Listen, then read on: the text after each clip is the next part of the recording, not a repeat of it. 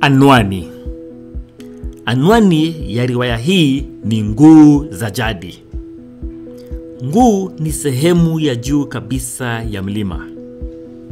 Jadi ni mambo ya kiasili ambayo watu wa kabila fulani ama nchi fulani hurithi kutoka kwa mababu zao. Aidha humaanisha asili au ukoo wa mtu. Anwani Nguu za Jadi inafaa kwa namna zifuatazo. Kwa mfano, tukiangazia ukurasa 7 tunaona kwamba uhasama baina ya Wakule na Waketwa umekuwepo tangu jadi. Tunaelezewa kwamba hapo zamani jamii hizi mbili zilizozania mifugo, chemichemi za maji na mbuga za kulisha mifugo. Mfano mwingine, tunaonyeshwa kwamba Mwangasha alielewa fika kwamba minyororo ya kitamaduni haingemruhusu kuhutubia umati ili kuambia majungu yanayopikwa na Chifu Mshabaha. Inabidi amwambie Lonare, manake Lonare ni mwanaume, na kama mwanaume basi jamii ingeweza kumpa sikio. Nishajua na kukwenda Mrima. Nipeleke, twende tukamtoe huko. Subiri kwanza. Wajua, mila hairuhusu mke kumfuata mumewe kwa starehe zake. Hapa tunaona Mbungulu anatahadharisha Mwangasha kuwa mila hairuhusu mke kumfuata mumewe kwenye starehe zake. Tangu lini mke amuulize mume kule ndako au tokako? Hivyo ndivyo ulivyofunzwa na mamako?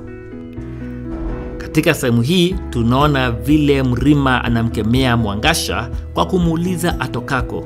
Anamuona kama anayevunja mwiko uliowekwa na wazee.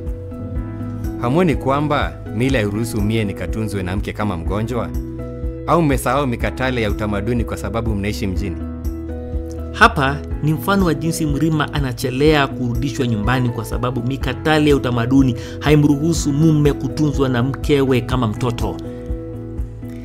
Jalada. Jalada ni sura ya mbele ya kitabu. Huwa na anwani ya kitabu na michoro mbalimbali. Tukiangazia riwaya ya Nguu za Jadi, tunaona kwamba jalada hili lina mlima. Nguu za mlima huo zimeangaziwa mwanga mweupe. Rangi nyekundu ina ishara ya hatari. Anwani ya kitabu iko juu ya nguu za mlima. Imeandikwa kwa rangi nyeupe. Kuna watu wawili mbele ya mlima huo. Mzee aliyekalia kigoda na kijana aliyekaa chini. Wote wamegubukiwa giza. Mzee anaonekana akimpa mvulana yule mawaidha. Mwangaza mweupe kwenye nguu za mlima na vile vile rangi nyeupe iliyotumika kwenye anwani ni ishara ya matumaini au amani. Blabu. Haya ni maelezo mafupi ya mchapishaji kuhusu kitabu au mwandishi. Kawaida huwekwa nyuma ya kitabu. Tukiangalia katika riwaya ya Nguu za Jadi, tunaona kwamba kuna maelezo mafupi kuhusu mwandishi Clara Momanyi. Yanaangazia taaluma yake na baadhi ya kazi za kifasihi ambazo amechapisha. Pia vile vile kuna muhtasari kuhusu masuala makuu kwenye riwaya hii.